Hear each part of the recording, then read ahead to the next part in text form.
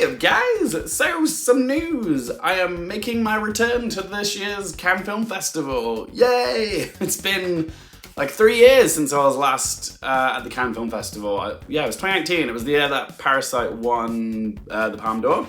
And then the pandemic happened, so I haven't been able to go back to France the last few years. But yeah, I'm very excited to return, and normally when I go to an international film festival, I like to do a top 10 video of like the films I'm most excited to see in the lineup. I'll also probably do a roundup video after the festival's over, like what were my favorite films, like my personal recommendations. And yeah, we'll be covering a lot of the festival while I'm there. So yeah, I'll be doing my reactions on Instagram, Twitter, and TikTok. So if you want to stay up to date with like what's happening as it's happening, yeah, be sure to follow me on those platforms. I'll pop all that information here if you want to follow me there. You can also find all the links to my social media in the video description down below. And also I will be doing like actual reviews on a lot of the films in the lineup as well. So if you want to see my reviews, be sure to click the subscribe button, and yeah, that's how you can stay up to date with all my Cannes Film Festival coverage. So yeah, shall we just dive straight into this? Bear in mind, this is in no particular order, these are just 10 of the movies that I'm most keen to see. Alright, so kicking off the list at number 10, we have Baz Luhrmann's first film in almost a decade. But yeah, he's making a comeback to the Croisette with his Elvis Presley biopic, which is aptly named Elvis. Like I said, Baz Luhrmann is no stranger to the Cannes Film Festival. He's opened the festival twice with Great Gatsby and Moulin Rouge. And I also believe they're playing Strictly Ballroom on the beach one night this year at this festival, along with his debut of Elvis. The film stars Tom Hanks, as well as Australian actor Austin Butler, who plays the king himself, Elvis Presley. Thank you very much. So yeah, he's about to explode into popularity here, and watch out for him, because he's also going to be in Dune Part 2, along with Florence Pugh and Christopher Walken, who've joined the cast. I'm a big Baz Luhrmann fan. Moulin Rouge occupies a special place in my heart, so I'm hoping this Elvis film is good. At least better than Great Gatsby was, because I wasn't a massive fan of his Gatsby adaptation. At number 9, we have the latest film from Hirokazu Koreeda, Broker. Last time that Koreeda was at the Cannes Film Festival, he snatched the top prize for his movie Shoplifters. Could he do back-to-back wins with Broker? His film is playing in competition, so he certainly has a chance. And this is Koreeda's Korean film debut, and he himself is Japanese. The film stars Song Kang-ho, aka the dad from another Palme d'Or winning film, Parasite. As far as the plot goes, the synopsis on IMDb says, boxes that are left out for people to anonymously drop off their unwanted babies.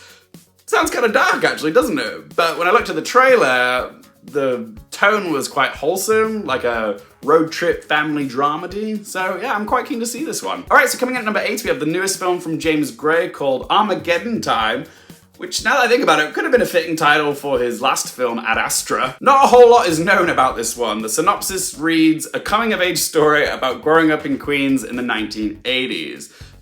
Not much to go off really, but I'm just here for Anne Hathaway, Anthony Hopkins, and Succession's Jeremy Strong. What can I say? I'm attracted to talent. Next to number 7, we have one of the big ticket items in the lineup. Playing out of competition, it is the long-awaited Top Gun sequel from Joseph Kosinski called Top Gun Maverick. It's funny, I thought that Top Gun Maverick was getting its world debut at the Cannes Film Festival, but people have already seen this movie. I've seen reviews for the film online, so Cannes isn't really debuting the film to the world, it just happens to be showing it. But I'm still excited to see it. Even though I'm not like a huge mega fan of the original Top Gun movie, just looking at the trailer, this looks like a gorgeous action movie. And I'm a huge fan of like action sequences that are done practically, and this trailer really seems to boast that. Plus, the first responses to this film have been overwhelmingly positive. Like, people are saying the action is as good as like what we get in Mission Impossible Fallout. And I'm like, okay, that's some big boots to fill, but if it's in the same league as Mission Impossible Fallout, then wow, we are in for a treat. Also, a side note, Joseph Kosinski directed the highly underrated disaster drama Only the Brave. If you haven't seen that film, I really recommend it. It's fantastic. Okay, so next up at number 6, we have the latest work from acclaimed director Claire Denis called The Stars at Noon. Set in Nicaragua in 1984, the film stars Margaret Qualley as an American journalist who gets caught up in a whirlwind romance with an English businessman played by Joe Alwyn, and when they get themselves into a sticky situation, they have to try and escape the country. documentary. I'm excited by the talent that's attached to this. You've got two stars on the rise leading this film, but also I'm mostly here for Claire Denis. This is only her second film to have competed at Cannes. The last time was for Chocolat. That was back in like 1998. But yeah, I love me some Claire Denis, so yeah, very excited for this one. At number 5, we have 3,000 Years of Longing. Last time George Miller was at the Cannes Film Festival, he took the world by storm with his revival of his much beloved franchise, Mad Max. Instead of taking us down Fury Road once again, he's decided to give us something new with his fantasy epic romance story, 3,000 Years of Longing, which stars Tilda Swinton and Idris Elba. Not too much is known about this film yet, but the synopsis on IMDb sounds a little bit Aladdin-esque. A lonely scholar on a trip to Istanbul discovers a djinn who offers her 3 wishes in exchange for his freedom. What she wants is love, but can and should he grant it to her? Yeah, it is just basically George Miller adapting Aladdin. I'm sure there's more to it than that, but yeah, I am keen to see what he's done here. Plus, can't argue with Tilda Swinton and Idris Elba leading the film. So coming in at number 4, David Cronenberg is returning to the Croisette for the first time since 2014 with Maps to the Stars, and his new film, Crimes of the Future, is already making waves despite the fact that nobody's really seen it. Viggo Mortensen plays performance artist Sol Tenser, who showcases his organs as part of his performance art, well, along with his wife, played by Léa Seydoux, and the film also stars Kristen Stewart. Yeah, this film has what the fuck written all over it, and I am intrigued. Cronenberg himself has even said that he expects there to be walkouts after the first 5 minutes of this film. So yeah, I'm anticipating this to be one of those films at Cannes which gets booed but also cheered. Yeah, Cannes is like the only film festival I go to where people actively boo. The French love to let you know when they don't like something. But yeah, I love me some David Cronenberg, so I am on board for whatever stomach-churning madness he has in store for us. Thankfully, the organisers of the film festival saw sense to not put this film on like at 9 o'clock in the morning for journalists. They've actually put it as an evening screening, thank God. But yeah, I will definitely be reviewing this film. At number 3, Ex Machina director Alex Garland is debuting his new horror film Men as part of the Director's Fortnight selection. The film stars Jessie Buckley as Harper, a woman who, after her husband commits suicide, moves to the countryside to heal, although it attracts unwanted and unnerving attention from all the local rural men,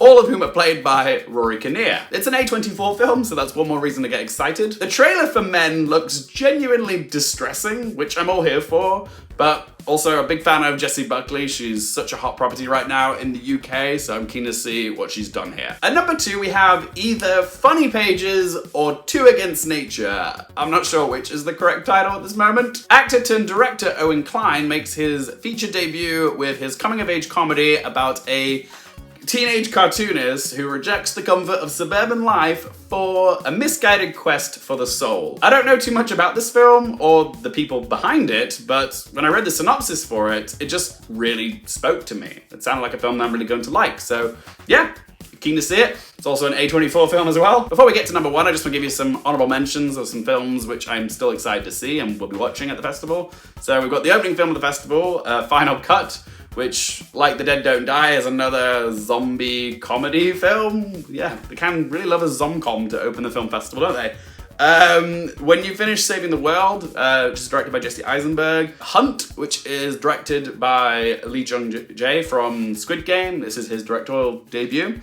One Fine Morning, the new film from Mia Hansen-Løve. Corsage, which is directed by Marie Kreutzer and stars Vicky Krieps from Phantom Thread and Old.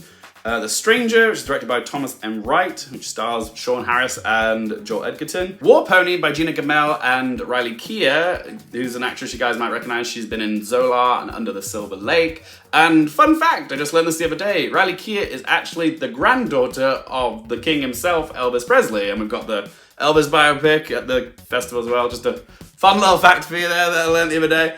Then we've got Triangle of Sadness, which is by Ruben Östlund, who won the Palme d'Or for The Square a few years back. And then there's other films, The Almond Tree, The Silent Twins, and God's Creatures. Also, we've got Kelly Reichardt's new film, Showing Up. Sadly, I leave the festival on the day that this film is on, so I won't be reviewing that one, but I am still quite keen to see it, but gutted I'll miss it. And the Cannes Film Festival also likes to put on classic movies for free on the beach, and they're showing films like E.T. the Extraterrestrial, The Truman Show, This is Spinal Tap, and the original Godfather as well. So yeah, some more movies I'm excited to see, just to rewatch on the beach in France, because why not? All right, so coming in at number 1, last but by certainly no means least, we have the new mystery crime thriller Decision to Leave from Oldboy director Park Chan-wook. Park Chan-wook is like Cannes royalty. His film Oldboy won the Grand Prix prize back in 2004, and then his next film Thirst won the Jury prize. As for the plot of A Decision to Leave, a detective investigating a man's death in the mountains meets the dead man's mysterious wife in the course of his dogged sleuthing.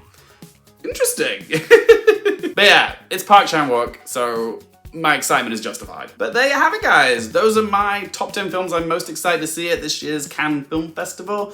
Were there any that I missed that you're excited to see from the lineup? Whatever you have to say, do let your voice be heard in that comment section down below. If you want to stay up to date with all my reactions and coverage of this year's Cannes Film Festival, be sure to follow me on Twitter, Instagram, TikTok, all those links in that video description down below.